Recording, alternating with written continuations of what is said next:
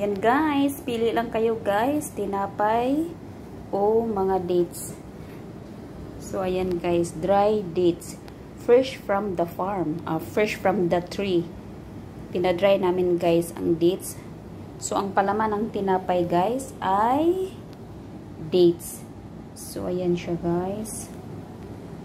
Ang aming tinapay at saka dates, pinadry lang namin siya guys.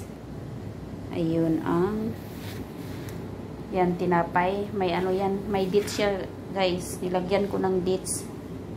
Ayan o, makikita nyo guys, may dates, bumukas siya. So ayan ang dates sa loob.